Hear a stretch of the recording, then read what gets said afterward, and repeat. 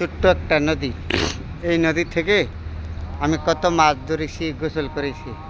আজকে হয়তো আসছে পরে আমার মনে হয়েছে আবার এই গ্রাম বাংলায় আমার অনেক ইতিহাস এই নদীটার মাধ্যমে। আমি স্কুল থেকে আইসা গোসল করতাম এই নদীর মাঝে। এই নদীটা আজকে দেখে আমার মনে হয়েছে ইতিহাস। ছোটোর সময় কত গোসল করছি, তো কিছু সাঁতরাইছি পানির মধ্যে, মাছ ধরেছি। সেই ইতিহাসটা আজকে আমার এই নদীর দ্বারা এসে মনে হয়েছে আমি মাছ ধরেছি এই নদীর মাধ্যমে, গোসল করেছি। আমি এক সময় আইসা এই নদীর মেঝে সবসময় আমি মাছ ধরতাম, গোসল করতাম।